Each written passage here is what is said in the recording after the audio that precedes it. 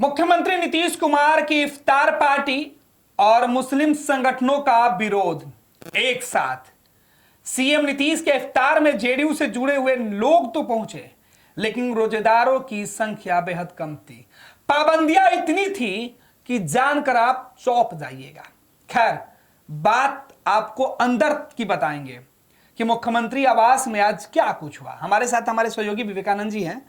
शुरुआत करते हैं कि मुख्यमंत्री क्या रोजेदार तो पहुंच गए, लेकिन मोबाइल और कैमरे नहीं पहुंचे। नीतीश को आखिर इतना डर क्यों लगता है मीडिया के कैमरे से? विवेका जी, मुख्यमंत्री की यह तस्वीर बेहद खास है आज के लिए। बिल्कुल, क्योंकि यह तस्वीरें खुद मुख्यमंत्री आवास से जो सूचना जनसंपर्क विभाग के पदाधिकारी हैं उनके द्वारा जारी की गई है। कोई मीडिया कर्मी नहीं ले सकता था।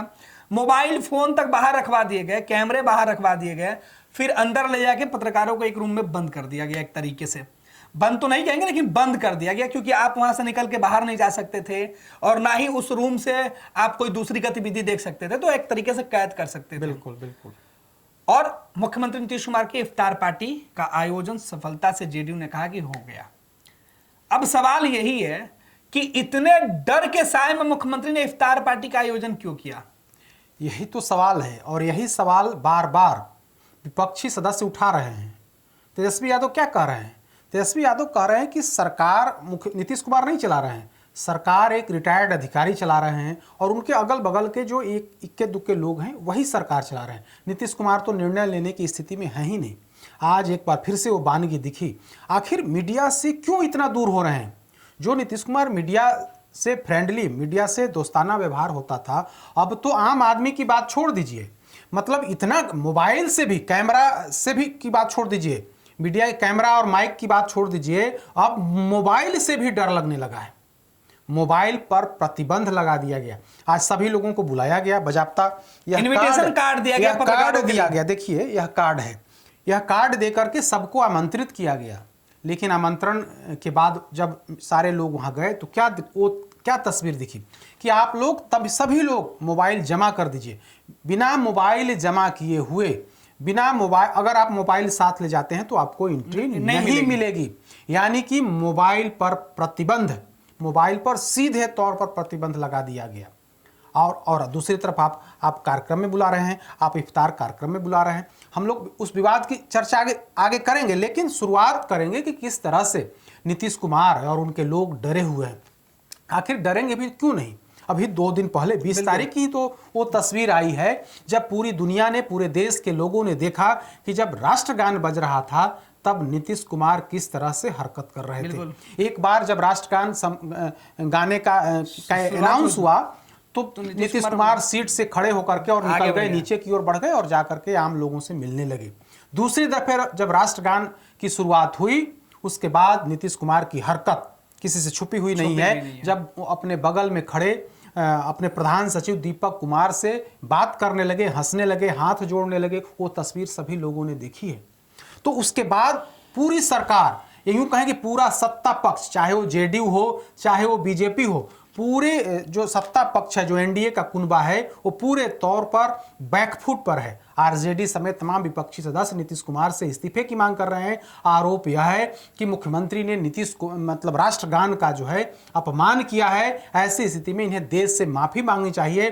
राष्ट्रगान का अपमान हिंदुस्तान बर्दाश्त नहीं करेगा। यही आरोप लग रहे हैं नीतीश कुमार पर और यही मांग उठाई जा रही है विपक्षी सदस्यों की तरफ से। तो अब जो है, अब नीतीश कुमार फिर आगे कुछ इस तरह की बात नहीं कर दे तो इसके लिए रास्ता क्या है? रास्ता यही है ना कि मुख्यमंत्री आवास में मीडिया कर्मी तो जाएं, शरीर लेकर के जाएं, कोई माइक और कैमरा लेकर के नहीं जाएं। आप शरीर के साथ वहां जाएं, माइक, कैमरा और मोबाइल को बाहर में ही जमा कर दें, तभी आपकी एंट्री होगी। अब समझिए बिहार किस स्थिति में पहुंच गया है, जहां पर बुलाया जाता है, निमंत्रण देकर के बुलाया जाता है और वहां पर मोबाइल को कह दिया जाता है कि आपकी एंट्री मोबाइल से के साथ नहीं होगी।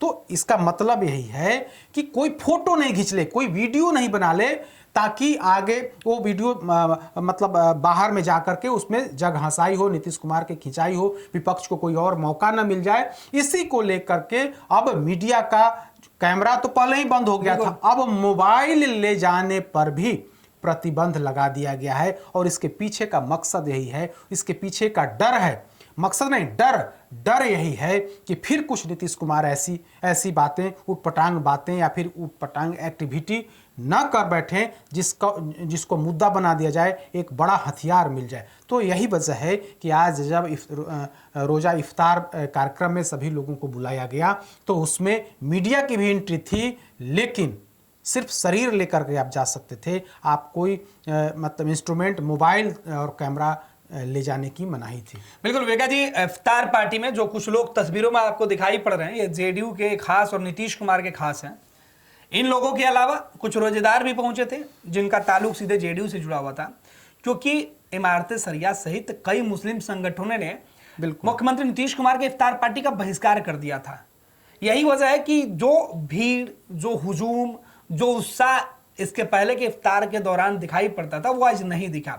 मुख्यमंत्री आवास पर मैं खुद मौजूद था, दोनों ही गेट पर मैं गया, बड़े शांति से एक एक करके लोग आ रहे थे, बाहर ही उनका मोबाइल फोन रखवा दिया जा रहा था। पत्रकारों के साथ भी यही बातें कही गई और यही वजह है कि ज्यादातर पत्रकारों ने सीएम नीतीश के इस इफ्तार से दूरी बनाया। कुछ लोग सोचे कि अंदर जाने से अच्छा बंद कमरे में रहने से कि बाहर ही क्यों नहीं रहा जाए। और जब इफ्तार की तस्वीरें आई तब भी सवाल, कई ऐसे चेहरे जो होने चाहिए वो नहीं दिखाई पड़ रहे हैं। कोई भी ऐसा चेहरा जो जेडीयू से इतर का हो वो इन इफ्तार पार्टी में नहीं दिखा। तो तस्वीर दिख रही है। बिल्कुल। इसके पहले के इफ्तार में राजनीतिक दल के गठबंधन और जो विरोधी होते थे वो दलीय भावनाओं को तोड़कर सीएम नीतीश के मुख्यमंत्री के जो इफ्तार पार्टी उसमें जाते थे, चाहे वो आरजेडी के लोग हों, चाहे वो कांग्रेस के लोग हों या फिर लेफ्ट के जो भी लोग रहे हैं, वो इफ्तार में शरीक होते, क्योंकि मुख्यमंत्री का कार्यक्रम किसी पार्टी का कार्यक्रम तो था नहीं। लेकिन आज वो चीजें नहीं दिखी। जो मुस्लिम समाज के लोग पहुंचे हुए थे वो भी गिने चुने थे। कारण इमारत सरिया ने कल बाजाप्ता प्रेस रिलीज जारी करके ऐलान कर दिया था और बहिष्कार कर दिया था कि हम पूरा जो संगठन है वो संगठन इससे दूर रहेगा, हम इनके मुख्यमंत्री नीतीश कुमार के इफ्तार कार्यक्रम में नहीं जाएंगे। उसके पहले आमंत्रित किया था और बाजाप्ता उसके जो अधिकारी हैं, जो पदधारक हैं, वे पदधारक आते थे और तमाम जो मुस्लिम संगठन के लोग थे वे आते थे मुख्यमंत्री आवास में और इस कार्यक्रम में मतलब शामिल होते थे। लेकिन इस बार असर साफ तौर पर दिखा।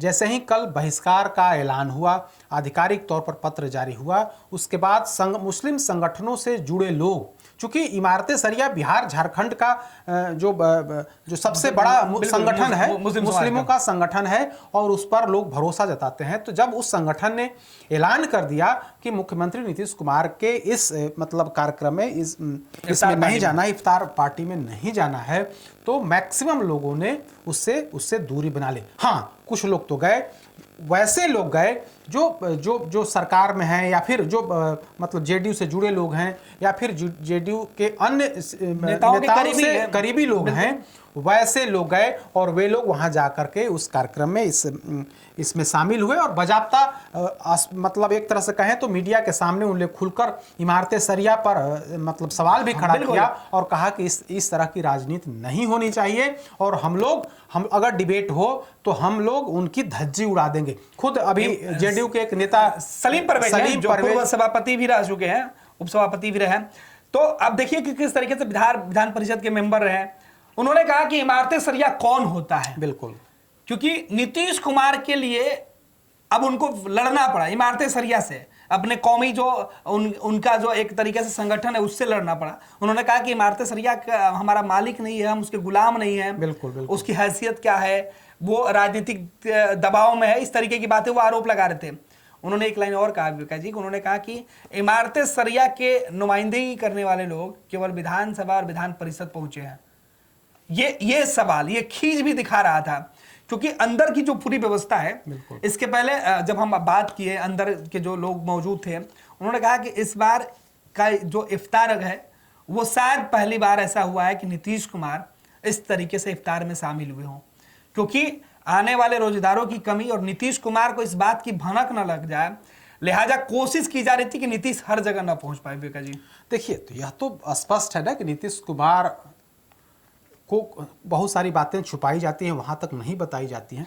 इस बार कल जैसे ही रात में यह घोषणा हुई तो पूरी मतलब जेडीयू के लोग बैकफुट पर रहे और आज जब इफ्तार का कार्यक्रम समाप्त हुआ तो जेडीयू से जुड़े लोगों ने सीधे तौर पर उस संस्था मुस्लिम इमारत संगठन सरिया को ही गलत बता दिया। इमारत सरिया को कटघरे में खड़ा करने की कोशिश की। शुरुआत कई मुस्लिम नेताओं ने किया। उसके बाद जेडीयू के कार्यकारी जो राष्ट्रीय अध्यक्ष हैं संजय झा, उन्होंने कहा है कि राजनीति की जा रही है और रमजान में राजनीति की कहीं कोई जगह नहीं है। अगर मतलब आमंत्रित किया गया था तो इसमें राजनीति कहीं से नहीं है। मतलब सीधा निशाना था कि इमारत सरिया विपक्षी आरजेडी के प्रभाव में आकर के कहीं ना कहीं इस तरह का फरमान जो है वो जारी किया है। तो सरकार और खास करके जेडीयू के नेता और मुस्लिम संगठन से भी जुड़े कुछ संगठन ऐसे हैं मुस्लिम समाज से जुड़े, उन लोगों ने इमारत सरिया को कटघरे में खड़ा करने की कोशिश जरूर की है और ठीकरा फोड़ा है कि वहां से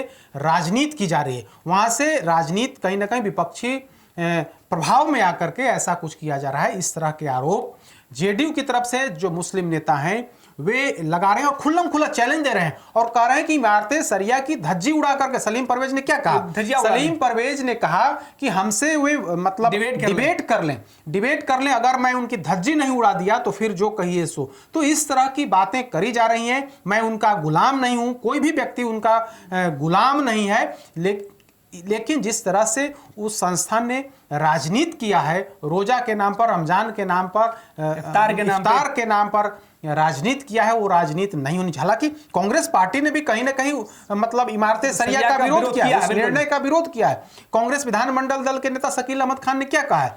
उन्होंने कहा है कि अगर मुख्यमंत्री ने इसको लेकर के आमंत्रित किया है तो इस पर राजनीति नहीं होनी चाहिए, वहां जाना चाहिए। यह कोई राजनीति की जगह नहीं है, जहां राजनीति करनी है आप राजनीति करिए, लेकिन यहां पर रमजान शरीफ में शामिल होने के लिए अगर मुख्यमंत्री ने आमंत्रित किया है, इफ्तार में शामिल होने के लिए आमंत्रित किया है, तो निश्चित तौर पर जाना चाहिए और इसमें कहीं कोई राजनीति की जगह नहीं। तो आप देखिए कांग्रेस पार्टी के जो मतलब बिहार विधानमंडल दल के नेता हैं, बड़े नेता हैं, उन्होंने भी साफ तौर पर कहा। लेकिन अभी इमारत सरिया का जो मुद्दा है, अब वो मुद्दा, उस मुद्दे को उसने पकड़ लिया और कह दिया है कि भारतीय जनता पार्टी के साथ नीतीश कुमार मिले हुए हैं और उस मुद्दे पर वक्फ बोर्ड पर कुछ बोल नहीं रहे हैं, तो उनका अपना इशू है। अब इफ्तार में उन्होंने राजनीति को घुसा दिया है। इसे कुछ लोग जायज ठहरा रहे हैं, कुछ लोग इसको गलत ठहरा रहे हैं, सबका अपना अपना सोच है। लेकिन आज मुख्यमंत्री नीतीश कुमार के इस कार्यक्रम को लेकर के कहीं ना कहीं उन पर सवाल, कई तरह के सवाल खड़े हो रहे हैं। पहले इमारत सरिया ने सवाल खड़े किए और आज इस तरह से मतलब प्रतिबंधित किया गया मीडिया को किसी तरह की तस्वीर सामने ना आ जाए, किसी तरह का वीडियो सामने रखवा दिया गया ना आ जाए, इसको लेकर के पूरी व्यवस्था की थी। और इस व्यवस्था के पीछे की वजह यही थी कि कहीं कोई दूसरी तस्वीर, दूसरा वीडियो ना आ जाए कि कल होकर के फिर से वो बड़ा मुद्दा बन जाए, विवाद बन जाए। लेकिन एक और चीज है कि इमारत सरिया ने केवल जेडीयू के इफ्तार का विरोध किया है। अब बिहार की सियासत में तमाम जो दूसरे राजनीतिक दल हैं उनके इफ्तार पार्टी का आयोजन होना है। राष्ट्रीय जनता दल के द्वारा इफ्तार पार्टी चिराग पासवान का भी है, चिराग ने भी दिया है, लेकिन इस पर अब तक कोई इमारत सरिया दूसरे संगठन ने कोई नोटिस अब तक नहीं दिया है। तो जेडीयू से जुड़े मुस्लिम संगठन का कहना है कि ये राजनीति करने वाले लोग और ये राजनीति करें, जेडीयू से नीतीश कुमार से परहेज। कांग्रेस पार्टी ने भी तो यही कहा है ना, बिल्कुल, कि राजनीति कर रहा है, तो परहेज क्यों है? खैर, ये राजनीति और वक्फ बोर्ड से जुड़ा हुआ मामला है, लेकिन बड़ा सवाल कि नीतीश कुमार की इन तस्वीरों में छुपा हुआ है कि सीएम नीतीश को कैमरे से दूर रखने के पीछे की मंशा क्या है। बिल्कुल, देखिए, तो हम लोग लगातार इस पर चर्चा कर रहे हैं, लगातार हर दिन चर्चा कर रहे हैं कि नीतीश कुमार को क्या हो गया। हर दिन कोई ना कोई खबर दे रहे हैं, हर दिन, चाहे वो विधानसभा के अंदर हो, विधानसभा के बाहर हो, कोई ना कोई खबर, ऐसी खबर दे रहे हैं जिससे देश भर में चर्चा हो रहा है। अब राष्ट्रगान को लेकर के, राष्ट्रगान के दौरान जिस तरह से वाकया हुआ, जिस तरह से घटनाक्रम हुआ, वो तस्वीर और वो वीडियो तो सब लोगों ने देखा और उसे आप इनकार भी नहीं कर सकते हैं। अब चाहे आप जो भी सफाई दे लें कि नहीं वे स्वतंत्रता सेनानी के बेटे हैं, वे राष्ट्रगान का अपमान कर ही नहीं सकते हैं, लेकिन तस्वीरें झूठ नहीं बोलती हैं। कुछ तस्वीरें मुख्यमंत्री नीतीश कुमार की आज मिस भी हो गई। इससे पहले वाले इफ्तार में नीतीश कुमार का कुछ रंग रूप बदला रहता था। बिल्कुल, आज टोपी पहने हुए, कुछ जगह टोपी पहने हुए दिखाई दे रहे हैं और कुछ जगह टोपी नहीं है, कुछ जगह सफा है लेकिन कुछ जगह साफा भी नहीं है। तो हर तस्वीर में इस बार नीतीश कुमार देखिए बदले अंदाज में दिखाई पड़ रहे हैं। देखिए, जब बिहार के राज्यपाल पहुंचे थे तो उन्हें मुख्यमंत्री ने टोपी और सफा तो पहना दिया, लेकिन वो खुद नहीं है। तो कुछ तस्वीरों में देखिए, यहां पर भी मुख्यमंत्री के सर पे टोपी नहीं है। खैर, ये देखिए मुख्यमंत्री खुद बिना टोपी के हैं और गवर्नर साहब को टोपी पहना रहे थे। तो ये तस्वीर है। हालांकि आज की तस्वीरें जो बेहद खास है, इसलिए हम तस्वीरें आपको दिखा रहे हैं, और तस्वीरें हमारी नहीं है, ये तस्वीरें खुद आईपीआरडी जो सूचना विभाग है बिहार सरकार का, उसके द्वारा जारी किया गया है। मुख्यमंत्री किस अंदाज में दिख रहे हैं, और यही उनका अंदाज आज चर्चा का विषय बना हुआ है।